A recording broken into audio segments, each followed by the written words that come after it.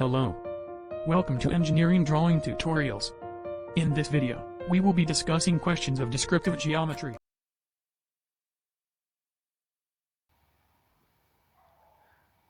Tutorial 4 को question number 10. Find the shortest distance between the two lines PQ and MN. Also find the true apparent angle between them.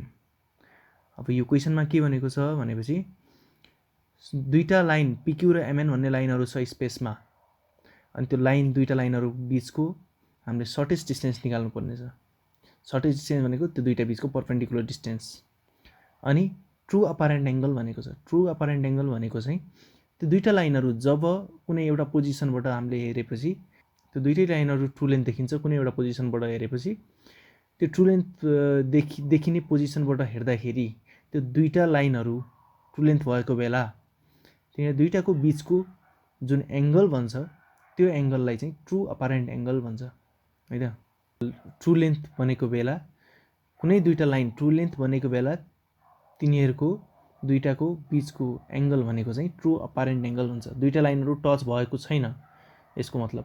True अपरेन्ट angle भनेपछि दुईटा लाइनहरु चाहिँ touch भएको छैन हैन. अब हामी जाउँ एकचोटी यसको 3D फिगर चाहिँ हेरौँ है त यो क्वेशनको.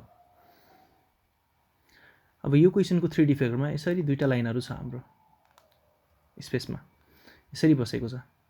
यो दुईटा लाइनहरु चाहिँ अब यो दुईटा लाइनको बीचको डिस्टेन्स यो शॉर्टेस्ट डिस्टेन्स निकाल्नु पर्दा हामीले चाहिँ कसरी हेर्न सकिन्छ त भन्दा कुनै एउटा लाइनलाई चाहिँ यसरी पोइन्टमा कन्भर्ट गर्ने र यो पोइन्ट र यो लाइनको बीचको जुन परपेन्डिकुलर डिस्टेन्स हुन्छ त्यो डिस्टेन्स भनेकै हाम्रो शॉर्टेस्ट डिस्टेन्स.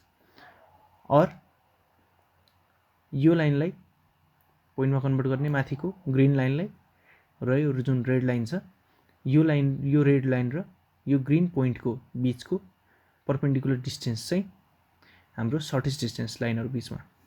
एन्ड एपरेन्ट एंगलको कुराको लागि चाहिँ हामीहरुले यो दुईटा लाइनहरुको अहिले ट्रू लेन्थ देखियो. ट्रू लेन्थ देखिएको बेला जुन यो एंगल भनिराखेको छ दुईटा लाइनको बीचको एंगलहरु यो भनेको ट्रू अपरेन्ट एंगल भन्छ यसलाई. अहिले दुईटै लाइनहरु चाहिँ ट्रू लेन्थ भनेको छ है त. तर यो लाइनहरु टच गरेको छैन एकअर्कासँग. त्यसैले गर्दा यसलाई चाहिँ ट्रू अपरेन्ट एंगल भनेको. अब क्वेशन एटेम्प्ट गर्नतिर लागौं है त. क्वेशन एटेम्प्ट गर्दा यो क्वेशनमा हामीलाई दिएको छ xy भन्ने एक्सिस लाइन छ जसलाई हामीले VP र SP यो भर्टिकल प्लेन माथिको तलको होरिजन्टल प्लेन दुईटा प्लेनहरुले रिप्रेजेन्ट गरेको छ. भर्टिकल प्लेनमा बनेको चाहिँ हाम्रो यो फ्रन्ट भ्यू, HP मा होरिजन्टल प्लेनमा बनेको टप भ्यू. हामीले जुनतिर काम गर्दा पनि हुन्छ. अहिले हाम्रो यतातिर खाली ठाउँ छ त्यसैले गर्दा हामी यतातिर काम गर्छौं है त. यो काम गर्नको लागि फर्स्ट काम हामीले के गर्छौं त भन्दा फर्स्ट काम हामीले यो दुईटा लाइनहरु मध्ये PQ और MN दुईटा मध्ये कुनै एउटा लाइन सँग एउटा प्यारलल लाइन चाहिँ हामीले तान्छौं है त. कुनै एउटा लाइनसँग प्यारलल लाइन तान्छौं. हाम्रो गर्नुपर्ने कामहरु के हो त भन्दा फर्स्ट काम हामीले कुनै एउटा लाइनलाई पोइन्टमा कन्भर्ट गर्नु पर्यो र त्यसपछि हामीले एपरेन्ट एंगल निकाल्नतिर लाग्छौं. पहिलो चाहिँ शॉर्टेस्ट डिस्टेन्स निकाल्ने काम. हाम्रो क्वेशनमा दुईटा स्टेपहरु छ. दुईटा स्टेपहरु भनेको फर्स्ट स्टेप शॉर्टेस्ट डिस्टेन्स निकाल्ने त्यसपछि ट्रू अपरेन्ट एंगल निकाल्ने. फर्स्ट काम सकेर त्यसपछि हामी सेकेन्ड काममा लाग्छौं है त. फर्स्ट काम शॉर्टेस्ट डिस्टेन्स निकाल्नको लागि हामीले के गर्नु पर्यो भन्दा अघि हामीहरुले 3D भ्यू हेरे जस्तै हामीले फर्स्टमा कुनै एउटा लाइनको चाहिँ लाइनलाई पोइन्टमा कन्भर्ट गर्ने र त्यो पोइन्टबाट हामीले बाँकी रहेको जुन अर्को लाइन छ त्यो लाइनसँगको परपेन्डिकुलर डिस्टेन्स निकाल्ने. त्यसो भए पहिला एउटा लाइनलाई चाहिँ कुनै एउटा लाइनलाई पोइन्टमा कन्भर्ट गर्नको लागि हामीले के गर्छौं त त्यसको ट्रू लेन्थ निकाल्छौं. त्यसकै लागि हामीले के गर्छौं त म अहिले चाहिँ MN भन्ने लाइनलाई चुज गर्छौं है त. MN भन्ने लाइनलाई चुज गरिसकेपछि हामीले के गर्छौं त यो हामीले MN भन्ने लाइनलाई चुज गरिसकेपछि MN भन्ने लाइनसँग हामीले एउटा प्यारलल लाइन तान्छौं. हामीले एउटा प्यारलल लाइन तान्छौं यो MN भन्ने लाइनसँग. त्यो लाइनको नाम चाहिँ हामीले AVP र HP भनेर दियौं. यो HP भनेको यतातिरको यो होरिजन्टल प्लेन नै भयो अघिको र एबिपी भनेको नयाँ एक्जुलरी भर्टिकल प्लेन भन्छौँ हामीले यसलाई, एबिपीलाई चाहिँ। यति गरिसकेपछि अब हामीले नेक्स्ट स्टेपमा के गर्छौँ त, जुन यो एमएन भन्ने लाइन छ, एभ्री पोइन्टहरूबाट हामीहरूले यो लाइनसँग एबिपी एचपी भन्ने लाइनसँग परपेन्डिकुलर लाइन तान्छौँ।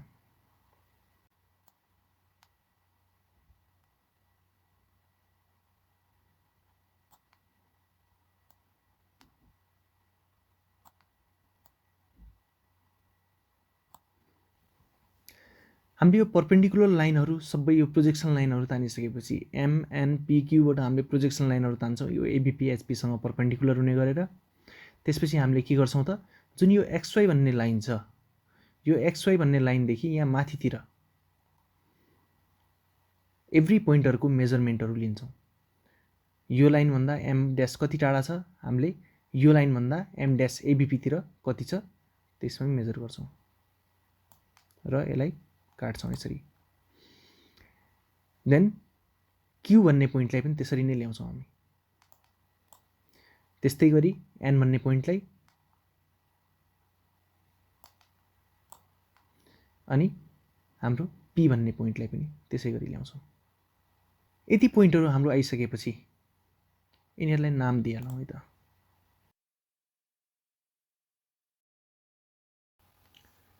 हामीले यति सबैलाई नाम दिइसकेपछि हामीले के गर्छौँ त, करेस्पोन्डिङ पोइन्टहरूलाई जोइन गर्छौँ। जुन पोइन्ट पी र क्यू जोइन भएको थियो त्यसैले गर्दा हामीले यहाँ के गर्छौँ त, पी ड्यास र पी ड्यास ड्यास र क्यू ड्यासलाई जोइन गर्छौँ। त्यस्तै एम ड्यास र एन ड्यास यो पोइन्टहरूलाई जोइन गर्छौँ हामीले।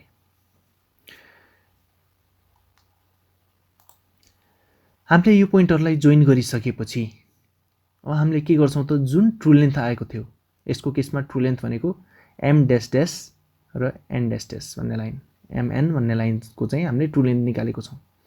जुन यो ट्रु लेन्थ आएको छ हामीले त्यो ट्रु लेन्थलाई के गर्छौँ त, एक्सटेन्ड गरिदिन्छौँ हामीले।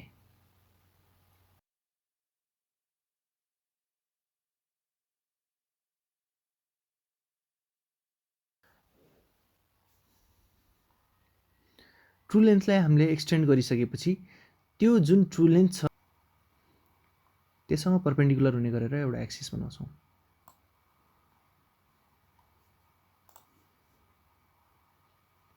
त्यो एक्सिसको नाम दिन्छौँ हामीले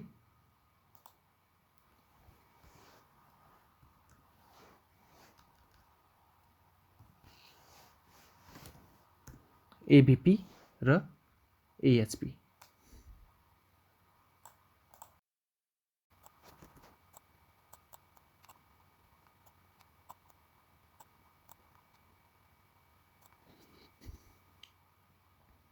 त्यो लाइनको नाम दियौँ हामीले एबिपी र एएचपी। त्यो नाम दिइसकेपछि अब हामीले सबै पोइन्टहरूबाट यो एबिपी र एएचपी भन्ने जुन एबिपी एएचपी भन्ने जुन एक्सिस लाइन छ, यो एक्सिस लाइनसँग परपेन्डिकुलर हुने गरेर सबै पोइन्टहरू तान्छौँ।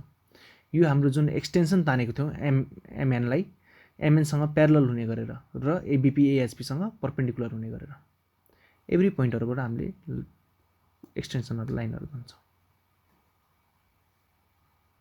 हामीले यो प्रोजेक्सन लाइनहरू तानिसकेपछि हामीले के गर्छौँ त भन्दा, फेरि यो जुन योभन्दा अगाडिको एक्सिस छ, एबिपी एएचपी भन्दा अगाडिको एक्सिस भनेको हाम्रो एचपी र एबिपी भन्ने एक्सिस, यो एक्सिसबाट हामीले सबै पोइन्टहरू मेजर गर्छौँ। यो एक्सिसबाट माथिको पोइन्टहरू मेजर गर्छौँ, एचपीतिरको एक्सिसबाट एम मेजर गर्छौँ र यतादेखि एमलाई यता राख्छौँ, यसरी काट्छौँ। त्यस्तै हामीले पी भन्ने पोइन्टलाई पनि मेजर गर्छौँ र यतातिर ल्याएर पी भन्ने पोइन्टलाई पनि यता राख्छौँ। त्यसै गरी क्यू भन्ने पोइन्टलाई पनि मेजर गर्छौँ र क्यू भन्ने पोइन्टलाई पनि यतातिर ल्याएर यसरी राख्छौँ। अनि एन भन्ने पोइन्ट पनि एम जत्तिकै टाढा हुन्छ, यो र यो दुईवटा प्यारलल भएको हुनाले यो र यो बराबर हुन्छ। त्यसैले गर्दा यहाँ एमएन यता पी र क्यू।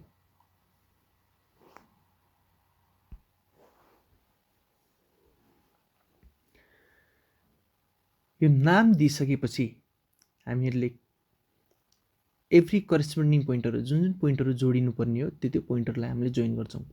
त पी र क्यू एउटा लाइन हो, त्यसैले गर्दा हामीले पी र क्यूलाई जोइन गऱ्यौँ। र एम र एन पनि अर्को लाइन हो, तर त्यसलाई हामीले जोइन गरेर राख्नुपर्ने जरुरी छैन, किनकि एउटै पोइन्टमा परेको छ दुईटै एम र एन भन्ने पोइन्टहरू। यो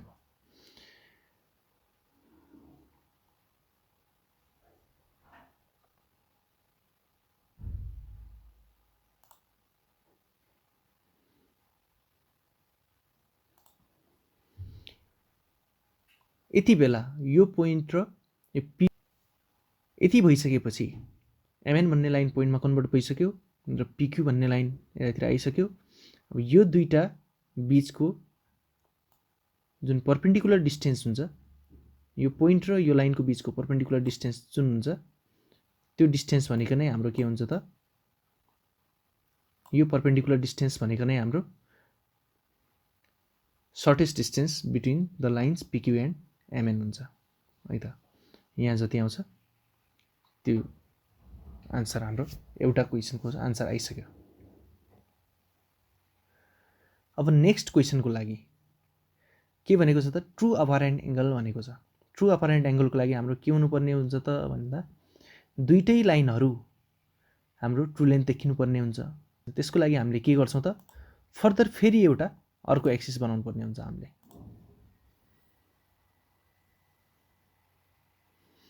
कस्तो एक्सिस त भन्दा यो पिक्यू भन्ने लाइनलाई पनि अब हामीले ट्रु लेन्थ निकाल्नु पर्ने हुन्छ। एमएनको ट्रु लेन्थ त आइसक्यो, अब पिक्यू भन्ने लाइनलाई पनि हामी ट्रु लेन्थ निकाल्छौँ। त्यसको लागि हामीले के गर्छौँ त भन्दा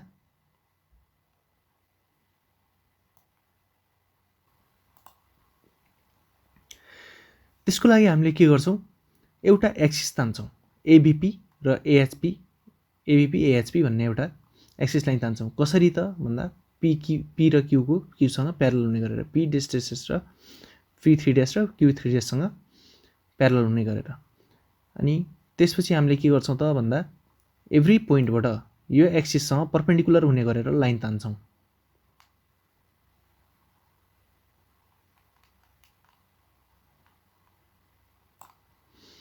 क्यूबाट लाइन आइसक्यो,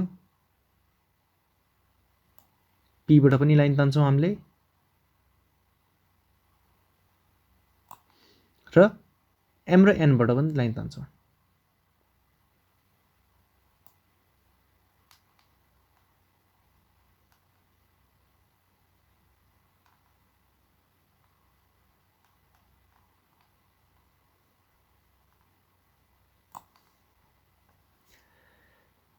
यति हामीले प्रोजेक्सन लाइनहरू तानिसकेपछि, यो तीनवटा प्रोजेक्सन लाइन तान्यौँ, एउटा दुईटा तीनवटा प्रोजेक्सन लाइनहरू, एउटा पीबाट, एउटा क्यूबाट, एउटा एम र एनबाट। यो तानिसकेपछि हामीले फेरि करेस्पोन्डिङ लाइनहरूको मेजरमेन्टहरू लिन्छौँ। कति टाढा छ त, हामीले यो एक्सिसबाट, अब योभन्दा अगाडिको एक्सिस, योभन्दा एक स्टेप अगाडिको एक्सिस भनेको एबिपी एएचपी हुन्छ, त्यसबाट एभ्री पोइन्टहरूको मेजरमेन्ट लिन्छौँ हामीले। योबाट क्यू कति टाढा छ त, योबाट क्यू कति टाढा छ, हामीले त्यो राख्छौँ यता।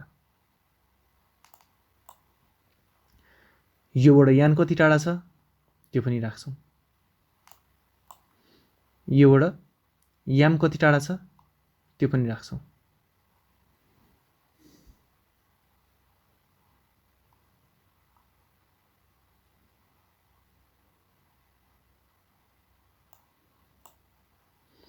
र योबाट पी कति टाढा छ त्यो पनि राख्छौँ हामीले।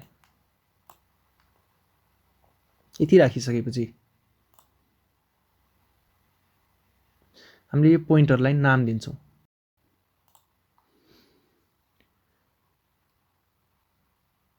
अब यति नाम दिइसकेपछि, यो नाम दिइसकेपछि हामीले के गर्छौँ त भन्दा पिक्यू भन्ने लाइनलाई जोइन गरिदिन्छौँ र एमएन भन्ने लाइनलाई पनि जोइन गरिदिन्छौँ।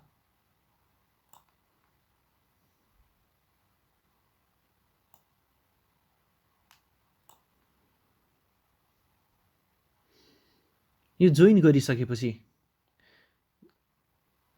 पिक्यूको पनि ट्रु लेन्थ आएको छ र एमएनको पनि ट्रु लेन्थ आएको छ। यहाँ चाहिँ अलि स्क्रिनमा नपुगेर एमएन चाहिँ अलि सानो देखिएको छ तपाईहरुमा चाहिँ गर्ने बेला ठ्याक्कै यही एक्ज्याक्ट साइजको यो एम ड्यास ड्यास र एन ड्यास ड्यासको साइजको आउँछ यो यति पुगिसके यो दुईटा लाइनहरु बनिसकेपछि एमएन भन्ने लाइन पनि ट्रु लेन्थ छ अब पीक्यू भन्ने लाइन पनि ट्रु लेन्थ छ यति बेला बनेको जुन एंगल हुन्छ त्यो एंगल भनेको चाहिँ हाम्रो ट्रु अपरेन्ट एंगल यो एंगल अनि यताको एंगलहरु यो एंगलको मेजरमेन्ट गरेर तपाईहरुले लेखिसकेपछि त्यसलाई चाहिँ के भन्छ त ट्रु अपरेन्ट एंगल भन्छ चाहिँ हाम्रो क्वेशनले सोधेको सर्टेस्ट डिस्टेन्स यता आइसक्यो यो ठाउँमा र ट्रु अपरेन्ट एंगल यता आइसक्यो यति गरिसकेपछि यो क्वेशन चाहिँ कम्प्लिट भयो